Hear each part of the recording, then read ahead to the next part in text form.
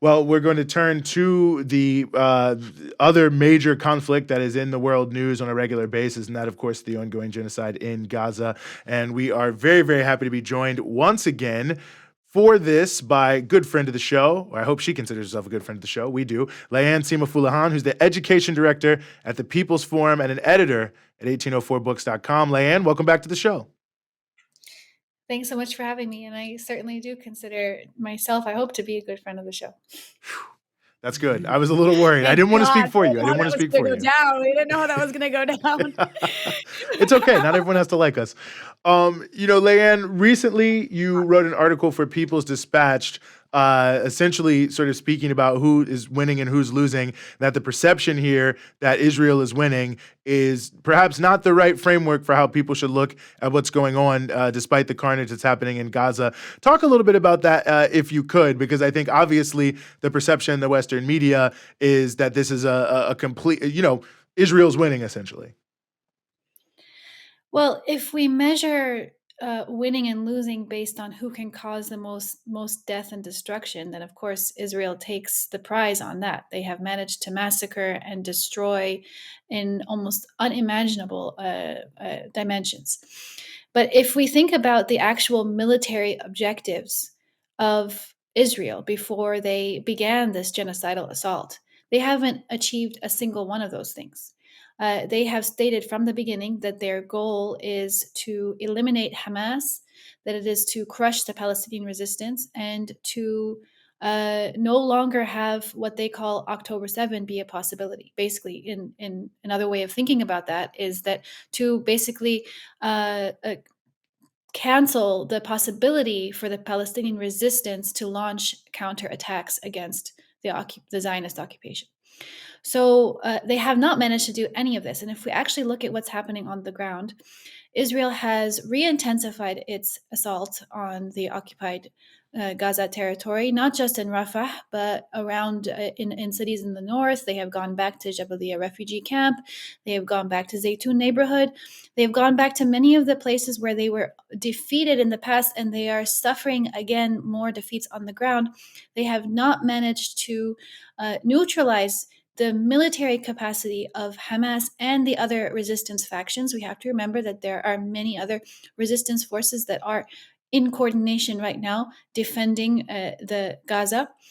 And they have also not managed to destroy the capacity for Palestinian society to self-organize. They have still managed to organize emergency committees. Although the desperation is very severe, the famine is extremely severe, and now even more severe because Israel has again occupied and closed the crossing at Rafah. The Palestinian emergency committees have still been able to intervene and make sure that aid is being distributed in a way that is going to allow everyone to survive. And in fact, Israel is so threatened by this that they've started to assassinate the organizers of the emergency committees. So we can see what Israel is trying to do is to completely eliminate the possibility for Palestinian people to self-organize, to survive, and also to resist, and they have achieved none of those things. At the same time, they are in a situation now where the entire world is witnessing their military defeat.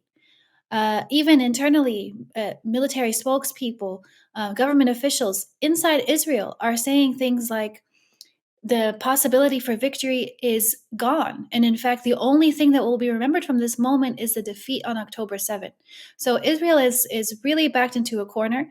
They were unable to achieve victory through military means. They were unable to achieve victory through political means. They could not negotiate an Israeli victory in the negotiations process. They did not have enough leverage. They basically rejected the latest version of the ceasefire proposal that Hamas agreed to because it would not result in a negotiated victory for them. It was going to require some compromises from them.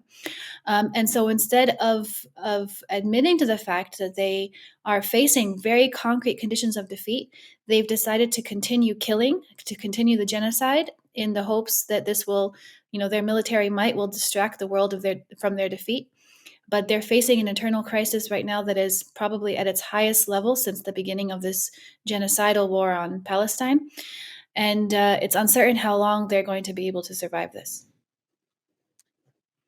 Well, I am curious, Layan. We've heard or seen so many news reports about the Biden administration being so upset because the Israelis just won't listen to him. He's so frustrated. In fact, Layan, Biden is so frustrated, he has just signed off on another $1 billion in military aid to the Israelis. Um, and of course, I am being sarcastic here for anyone who thinks I'm being serious. I'm not. But my question for you is, when we talk about what Israel's doing in Gaza, you know, I think it's also important to center the way this is also a US genocide. Because Biden can sit here and say he's frustrated, but Israel couldn't do it without the US. So can you talk a bit about the US role in helping Israel perpetuate the mass slaughter and starvation of Palestinians in Gaza? Definitely. Well, first, I want to qualify what we mean by frustrated because I think there's been somewhat of a misleading narrative in the media. Because Biden went out after the news of Biden pausing one of the many weapons transfers that the U.S. has managed for Israel. The news of that pause came actually from the Israelis. It was never meant to be public. The White House wasn't interested in announcing that they were pausing these shipments. And then only after it circulated in the media for a couple of days did Biden finally go into the public arena and say, I paused the shipment because I'm concerned that it's going to be used in Rafah. And we haven't yet seen a plan for the safe evacuation of civilians from Rafah. The refrain that we've been hearing from the State Department for quite some time, that they haven't seen a plan to accommodate the civilian population in Rafah before the invasion moves forward. Now, the weapons transfer that he paused, that caused so much drama in the mainstream media and among the ruling class, very small shipment compared to what they've already done. I think it's something like, the report that I saw today was that it's something like less than 1% of the actual military aid that they've given in this past period. Um, and again, it was not supposed to be public. It was a quiet thing. It was the Israelis who leaked this to the media. And it seems like Biden actually paused this, not because he actually wanted to make any restraint on Israel's military capacity, but because he is frustrated with Netanyahu. Not because Netanyahu is killing Palestinians, but because Netanyahu is losing. The US is extremely frustrated with the Israelis because the US feels like their strategy at this point is the wrong strategy. The conditions, like I said before, the conditions are of defeat. They're not going to come out of this situation victorious. There's really no indication that that's possible in the current path that they're on.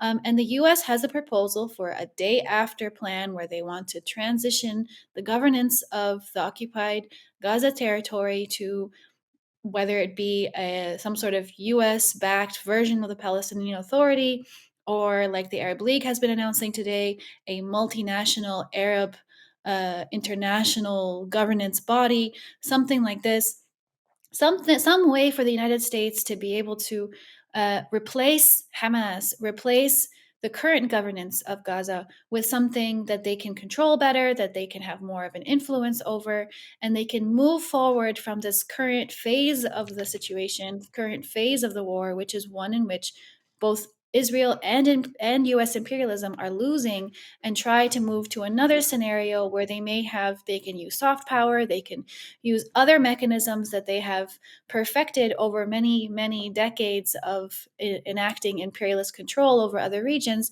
and see what they can do there. Right now, the US has been, I mean, for the past 7 months, it has been 100% hand in hand, Biden and Netanyahu, United States and Israel, enacting this genocide. And we saw it. We saw when the Israelis first went in and bombed their first hospital, or maybe the first time that became a big thing on the media, just hours before the U.S. had given the green light based on their own intelligence.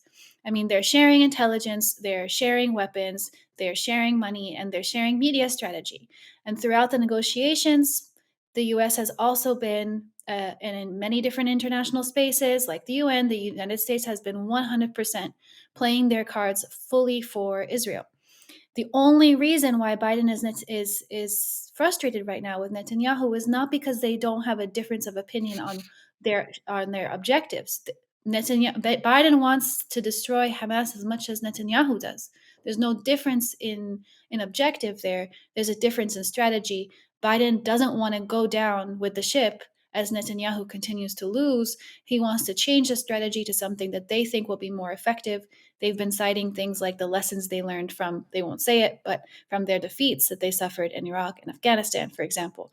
They haven't won a war in a long time, and they've moved to this new version of this new strategy where they use military might and then come in with other forms of soft power. And Netanyahu is not allowing the situation to move to that next phase that the U.S. is clearly feeling more comfortable with. It's the same inside the Israeli government. There are many that take the same line as the White House. They want to move towards the day after plan. They don't want to keep fighting on the ground in Gaza right now. They don't want to keep suffering losses among their own ranks. They are suffering many. And it's becoming harder to control the media narrative around the number of Israeli soldiers and personnel that are wounded and killed. They want to move to a different situation. They do not want to be militarily occupying Gaza. This will create a lot more losses on their side. Gallant just came out and had a huge statement where he was 100% against Netanyahu's ongoing military campaign. And he said, we need to move to the day after plan. This is causing too many losses for us. Many different officials have come out with the same line, which is much closer to the US line. And so this is where really the frustration is. It's not a frustration with Netanyahu because of his genocidal project. It's a frustration with Netanyahu because he's not winning. And they want this to lead to a military victory on behalf of Israel and the United States. Briefly, Leanne, as we close out here, obviously the other major factor in the United States has been the, massive Palestine solidarity movement that's arisen. Where do we stand there, and what are some of the next things that people should expect to see in that regard?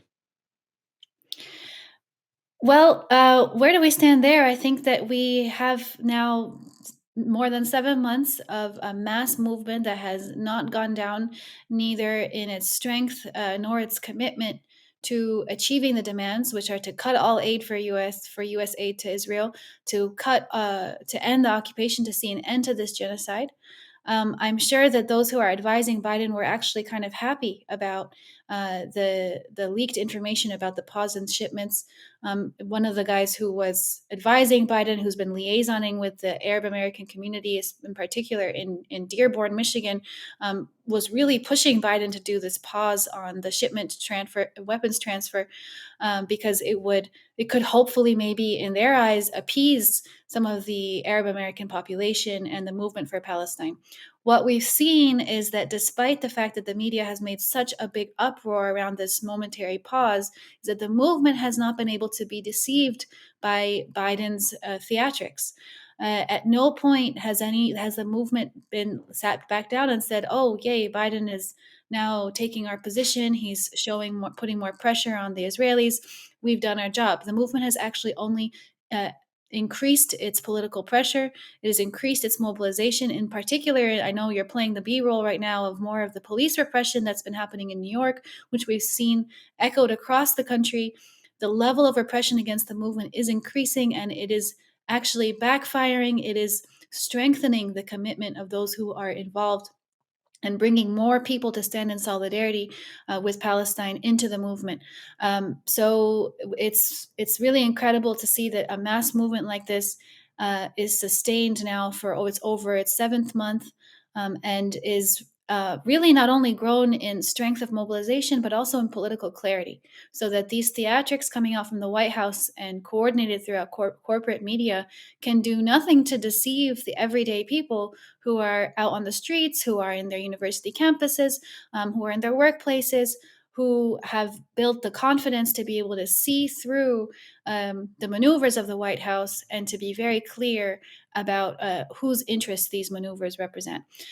So the movement will be convening at the end of the month in Detroit for the People's Conference for Palestine, where we're going to share a lot of the lessons and strategies that have come out of the past 7 months. But this is not a pause. It's not a break. We'll be back out as soon as the weekend is over, continuing to mobilize. But I think what has really come out of this is that this is no longer simply just a spontaneous reaction to the media, to the horrific images coming out of Palestine. It is actually an organized and committed movement that is consistently growing and is ready to be here for as long as Netanyahu and the Israeli apartheid state draw out the occupation of Palestine and the genocide of the Palestinian people. Hmm. Well, as always, Layan, really an honor to have you here with us. Layan Fuleihan with the People's Forum and 1804 Books. Thank you so much for some of your time here on the Freedom Side. Thank you so much for having me.